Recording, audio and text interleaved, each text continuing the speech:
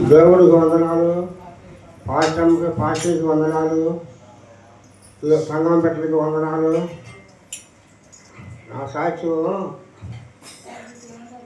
నేను నెల్లూరులో పోయినా మొన్న వారం గుర్తులేదు. నెల్లూరుకి పోతే ఆడ పైన కాడికి పోతే ఆడ లాయర్ ఆయన కాడికి పోతే ఏం పెద్ద ఆయన పావునుడు పొట్టాడు నన్ను.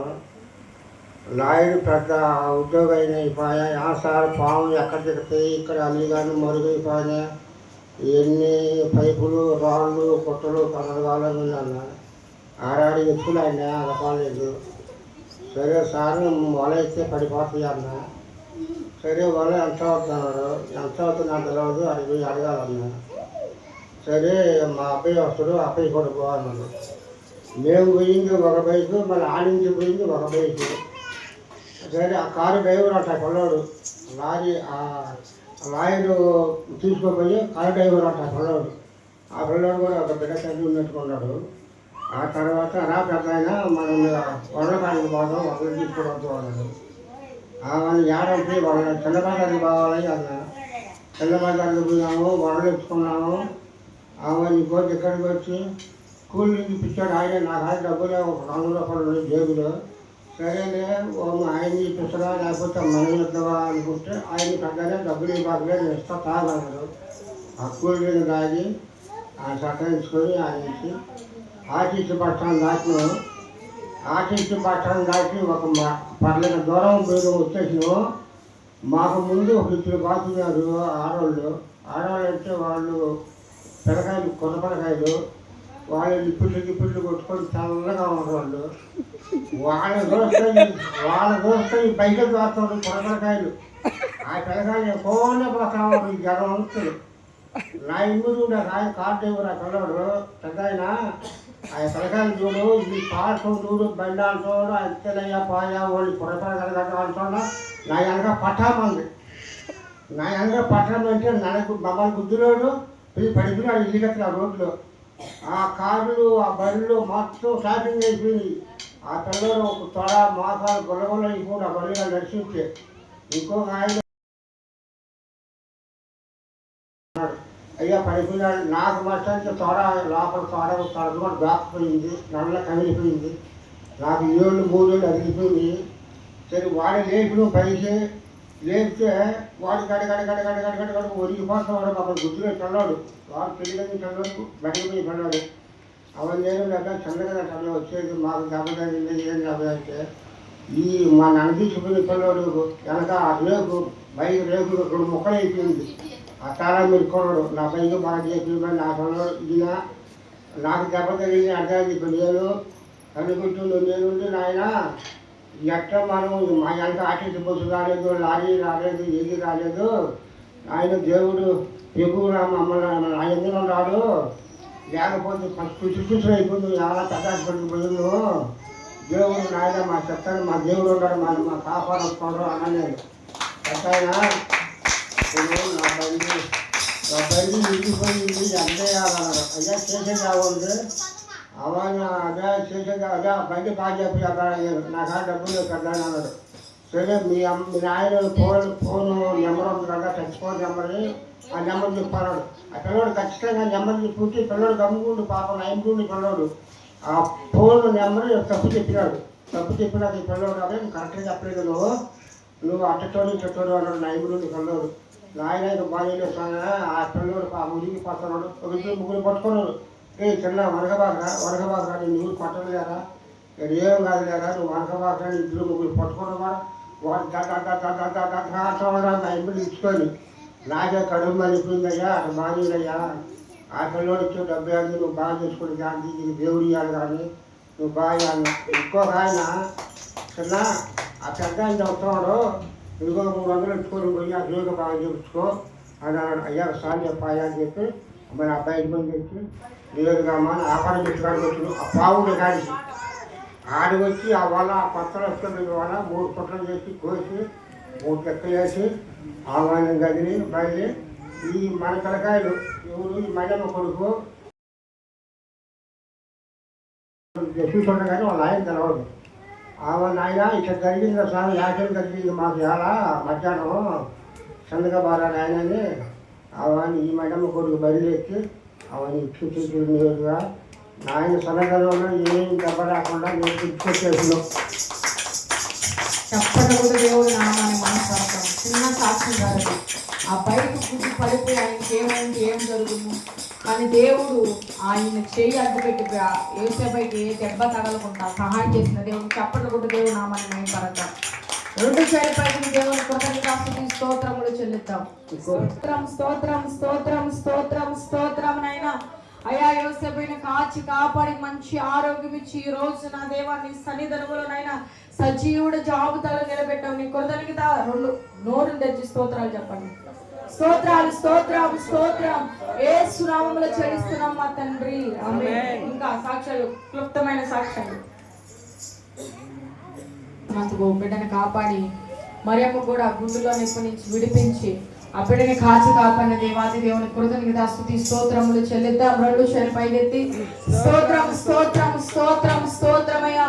అయ్యా మరియమ్మని ఇంకా గొప్ప సాక్షిగా ఈ సన్నిధానంలో నిలబెట్టుకోమని నా దేవ యేసు నామములో అడిగి ప్రార్థిస్తాం మా కన్న తండ్రి. ఆమేన్. ఇంకెవరికైనా ఉన్నాయా? లేదు, రెండు మాటలు చెప్పారు, త్వరగా రండి.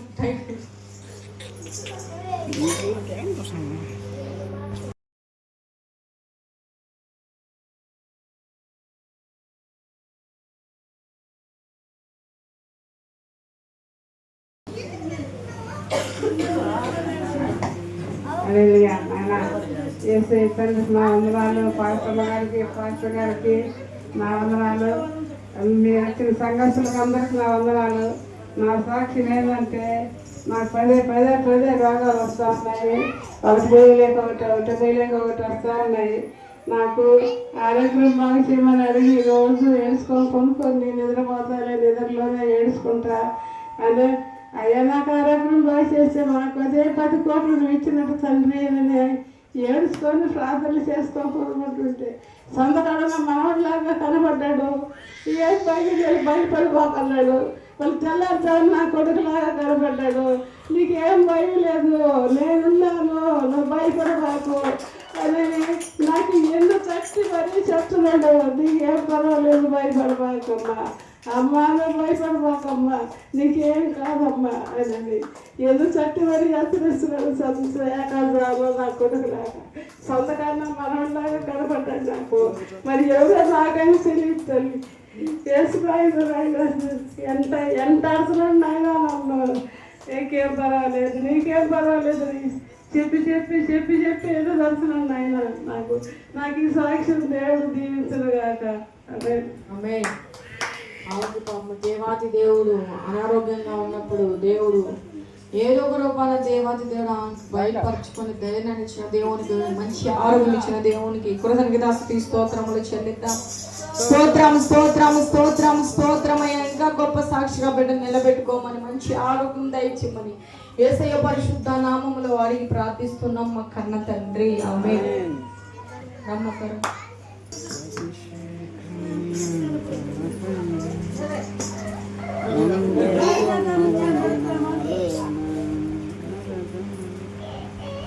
చెప్తారు కూడా సరే.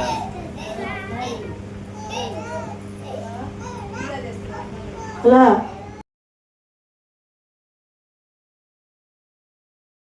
వందనాలు, పాస్టర్ వందనాలు. నా శాస్త్రం ఏంటంటే బుధవారం మా మధ్య మా తోడు పాటు మా మధ్య భార్య ఇద్దరు వచ్చారు మా ఇంటికి. 7 గంటలప్పుడు వచ్చారు. వచ్చి కాసేపు దాకా మా ఇంటికాడ ఉండి ఒలిబోలికి వెళ్ళి ఫ్రైడ్ రైస్, బిర్యానీ తెచ్చుకొని తిన్నారు. తిని మా పిల్లకాయలకు కూడా కొద్దిగా ఇద్దరు తిన్నారు. మొగుడి బెల్లం తింటానే తిన్న గంట సేపటికి గుండెల్లో నొప్పి ఎక్కువగా వచ్చేసింది మా మధ్యకి. రామన ఇనోపేట తాగినాడు, తగ్గల. నా కాడ గ్యాస్ ట్రబుల్ మాత్రం ఇంటే ఇచ్చిన, తగ్గల. టైం 9-10 అయిపోయింది. ఎక్కువ అయిపోయింది నొప్పి.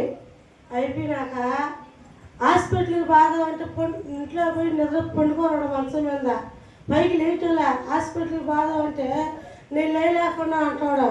మా మధ్య భార్య భయపడిపోయి నా చిన్న కొడుకుని పిలిచి, ఒరా మీ అమ్మకు చెప్పరా బాబాయ్కి ఎక్కువ నొప్పి అయిపోయింది, గుండెల్లో ఊపిరి ఆడుకోలేదంట, మీ అమ్మకు చెప్పరా అని చెప్పింది నేను పిలిచి.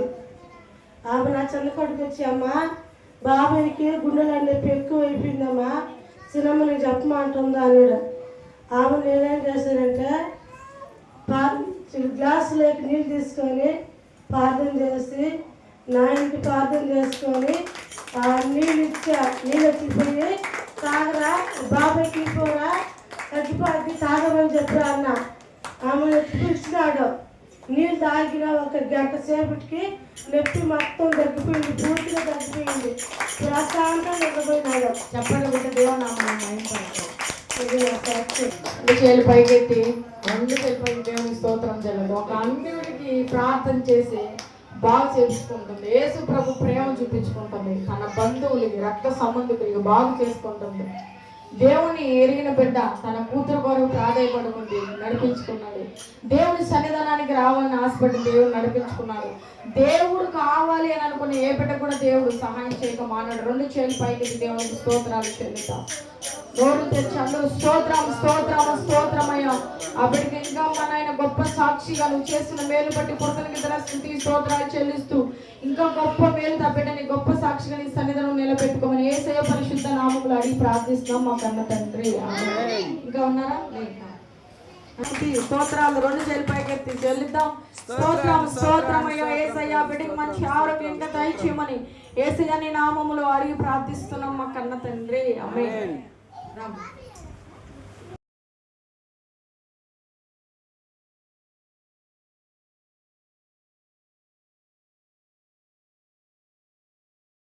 అందరికీ వందనాలు.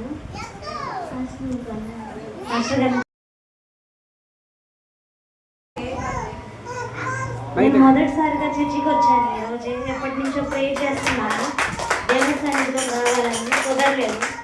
క్రిస్మస్ రోజు కూడా వచ్చి వెనక్కి వెళ్ళిపోయాను, కుదరలేదు. అందుకని దేవునికి వందనాలు చెల్లించుకుంటున్నాను.